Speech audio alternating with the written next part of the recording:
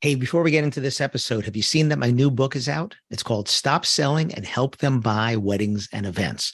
And it's a book that you helped me write because you would ask me at a conference, which of your books has what you just spoke about on stage? And if it wasn't in any of my books, I'd say it's in the next one. Well, here it is. Here's the next one. How to respond to reviews. What if you don't like doing sales? The 3 questions to ask every prospect, or they can't ask for what they don't know exists. These are just some of the chapters in there. And the beauty is you don't have to read it front to back.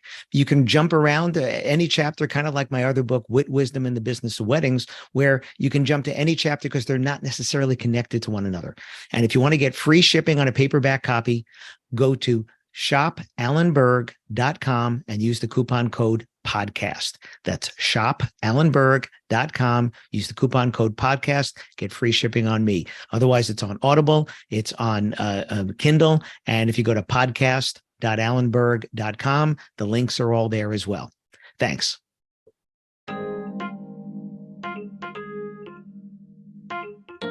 How do you define success? Listen to this episode. See where I'm going with this. Welcome to another episode of the Wedding Business Solutions Podcast. I'm your host, Alan Berg. I'm a speaker, author, sales trainer, website reviewer, and I help businesses like yours sell more, profit more, and have more fun doing it. Enjoy this episode. Hi, it's Alan Berg. Welcome back to another episode of the Wedding Business Solutions Podcast. I think this might have been a listener suggestion. I don't remember. I have this note down for a while. I've been wanting to get to this one here. And it's really just how each of us defines success is different. And there are people that try to impart their idea of success on other people. And then it's hard for that other person to live up to that because it doesn't come from them internally. It doesn't come from your personal motivation. It's an external motivation. And then when you achieve that success, whatever that definition was, it's not fulfilling because it wasn't your idea of that. Now, some people have that because it came from a parent, right? Your parent wanted you to do a certain thing, have a certain job, have a certain career path, and you ended a different way. Some of you are definitely shaking your heads there. Like your parents, didn't send you to college to become a fill in the blank, right? I remember when I started selling cars, I was a magna cum laude college graduate. My parents probably didn't think they should have paid for college for me to do that. Then again, my mother bought the first car I ever sold. But I also excelled at that, right? Because it's whatever I'm going to do it to the best of my abilities and then move on to something else if I don't love that anymore, or if a different opportunity comes by. And I think we also have to understand that our definition of success changes throughout our lives. What does success mean to you when you're 20 versus 30 versus 40 and 50 and 60 and 70 and 80 and 90? What does it mean? What is your definition of success? I think it's also because of those life experiences, we realize that things that we maybe used to think were important aren't important anymore. I remember a younger me starting out in business, out of college, making money, starting a life with my wife, getting a house and starting a family and all those things. That was important. And maybe the fancier car or maybe whatever, more important. And then as you move on, you realize different things become important. Like now at this point in my life, the size of my retirement fund is certainly more important to me than it was when I was 20. I remember actually when I was, 20 or 21, and IRAs, somebody said, well, if you open an IRA, and I think the most you could put in at the time was $2,000. Now it's 6 or 7, depending upon your age, per year. And there were no Roth IRAs or anything at the time. And they said, if you put $2,000 away every year from now, when you're 21 until you retire, let's say at 65, you'll have $1 million just by putting $2,000 away. The problem was I didn't have $2,000 to spare at the time. How many of you can relate to that, right? And then when I have kids, so you can have kids or you can have money. That's another thing I learned along the way. You realize at different points what's important. Like right now, having a new car is not important to me.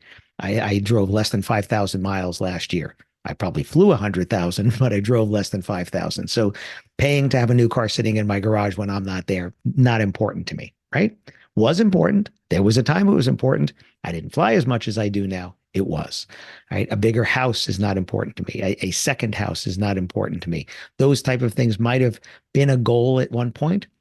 They're not, right? The house is more than big enough for my wife and I, probably too big, but children come back and grandchildren and grandpuppies and things, you need room for those things, right? So how do you define success? Is it a number?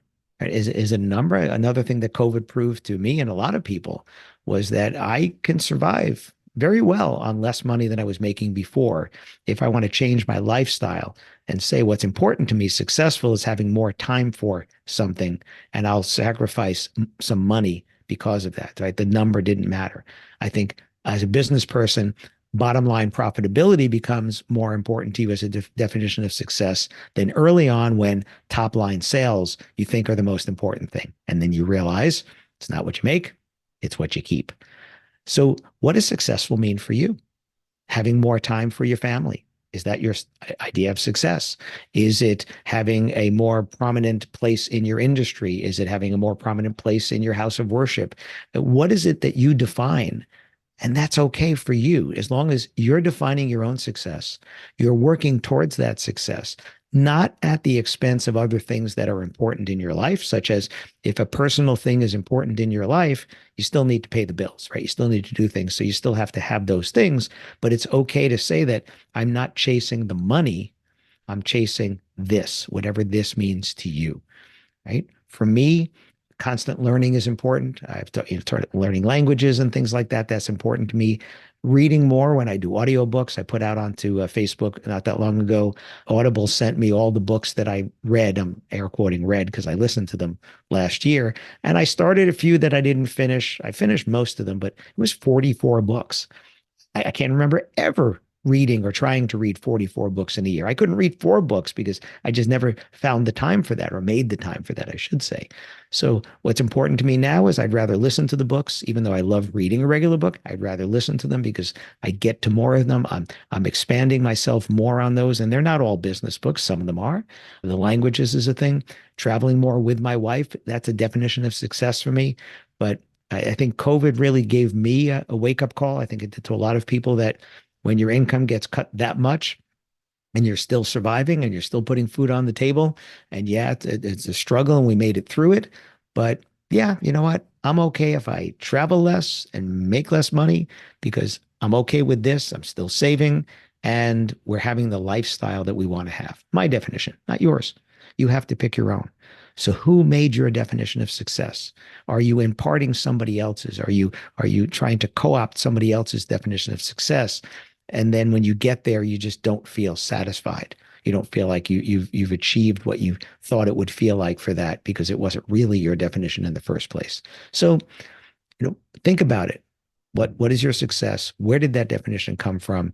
If you achieve that, when you achieve that, will that be satisfying to you, or will it be there's always a dissatisfaction because there's always more?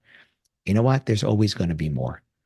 Unless you're Jeff Bezos or Warren Buffett or Bill Gates or Elon Musk, somebody's always going to have more money than you. So you're never going to have it all. And can you have more? Yes. What will that mean to you? Will that be satisfying? Again, up to you to decide, not me. I just want you to sit back and think, what is my definition of success? Where did it come from? And when I achieve that, will I be fulfilled, or will I be unfulfilled because I'm just going to feel like there's just more that I can accomplish? I think it's okay to say I've accomplished this, feel that success, then set yourself another goal. That's okay. But that's different than feeling unfulfilled because it was just a hollow goal in the first place.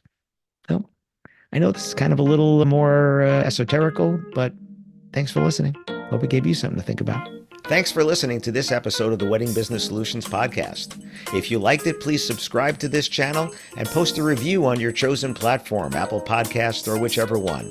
If you have any questions about anything in this episode or any of my episodes, email me directly at alan@weddingbusinesssolutions.com or visit my website, alanberg.com, alanberg.com.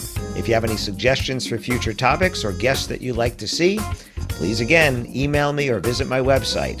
Thanks for listening.